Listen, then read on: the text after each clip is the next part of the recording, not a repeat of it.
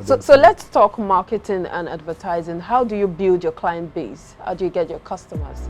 For clothing, you build basically, apart from normal adverts, people working and all that. I don't want you to speak generally. I want you to speak specifically. How do you do it? Referral is very, very key. You come in, Bolale comes in, you want to buy a suit for your husband, and I know that you're going to buy the suit. How do you know? I would know. I know that this customer is going to buy the suit. Okay. Just leave that to us. Intuition. It's not as if maybe you are always 100% right, but you have the instincts. Maybe your husband's birthday is tomorrow, and I know that you want to present the suit when you wake him up by 12 o'clock.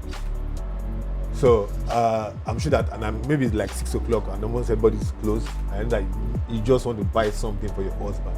You get what I'm saying? So I know, and I know that, and I asked you, what does your husband do? You tell me your husband is paraventure. He does one of the conservative jobs, maybe banking or something, and I sell something that's meant for a celebrity, and I give it to you, and it's not as if maybe you're buying a suit for a dinner or for a wedding.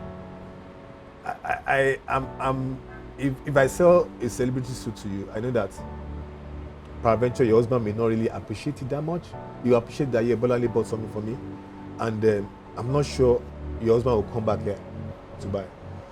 So why don't I make sure that I get you something that your husband will definitely ask me about 2 weeks after that, Bolale, please, why did you buy that suit that you gave to me for my birthday present? So it's beyond just selling. You have to understand the need of your client. Yeah, there was a customer that walked in one day and he told me he wants to buy 5 suits. I need to buy 5 suits today. You know, men are not like women.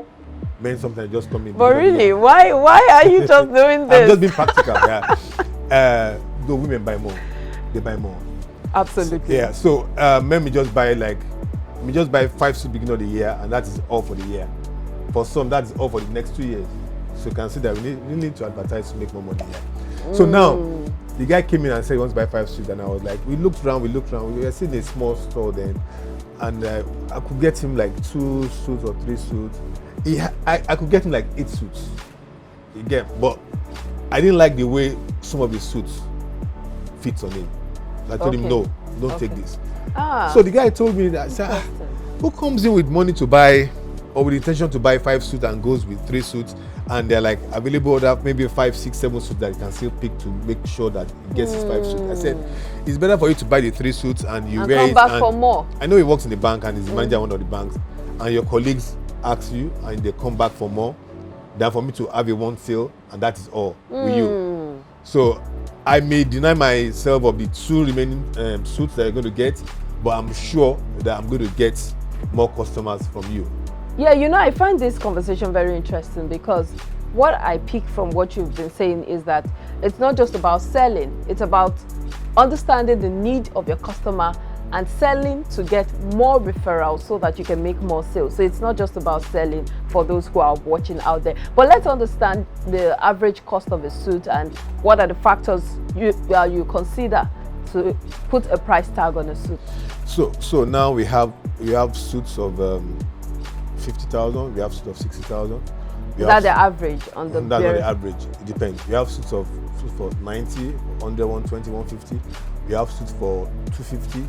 We have we don't do bespoke from here, but we have some bespoke suits for above 500. 500,000 naira. But believe me. What's the lowest amount you can get a suit here? 55,000. Okay. I can wear the 55,000 suit and you really love it. You may not know the difference if I wear. You may not see a lot of difference if I wear the 250,000 naira suit. So why spend more? For the more expensive suits, the fabric content is different. How do you mean?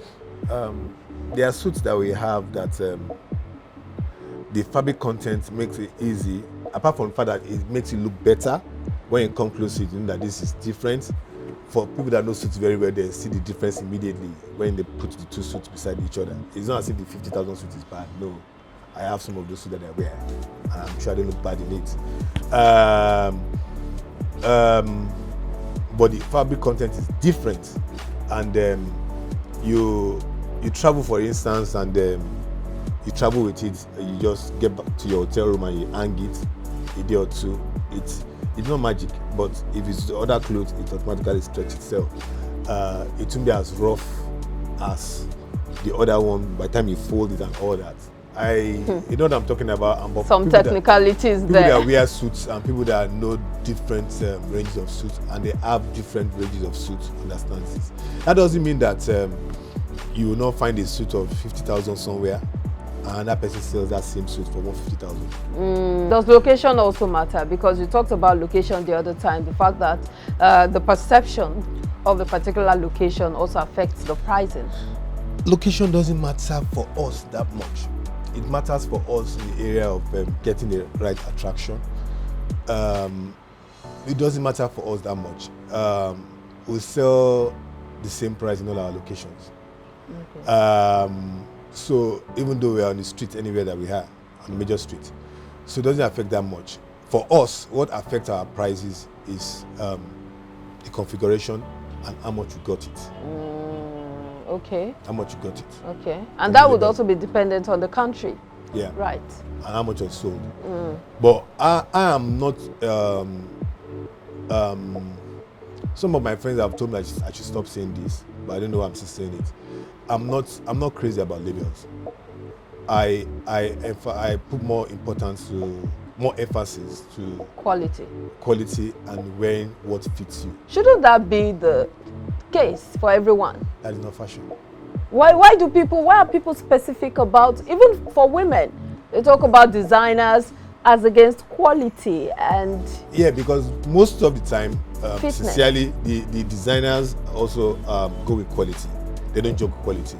Actually. Yeah, but sometimes it may not fit that person. The cheaper suit may fit that person. So, yeah, I'm serious. I mean, maybe the way they cut their suit and all that may not fit that particular person. I know what I'm talking about. That's true. But so that's why I said I'm not a label freak. More of quality and fitting. Yeah, fitting. Okay, so let's talk about delivery. I know that it's not all your clients that walk in. There are some you have to deliver the suits to, or am I wrong? Yeah. I'm wrong? You're not wrong. Okay. Sorry, I'm sorry, you're not wrong. Okay, so tell us, how does the delivery go? Do you work with in-house courier services, dispatch riders, or do you outsource? For the kind of things that we sell, we only work with the courier guys if it's like ties, cufflinks, shirts. We already know the person's size and all that.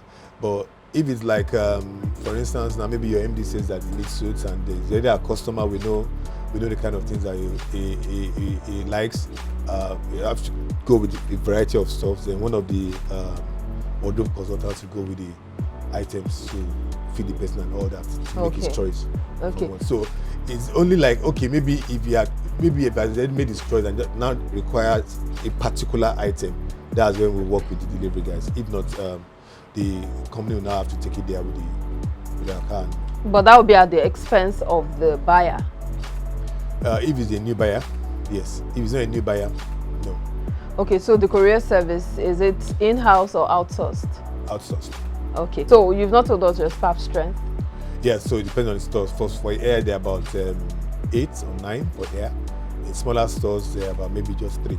So you have the sales representatives. What are the other opportunities or the value chain? So the value chain, the others are basically air.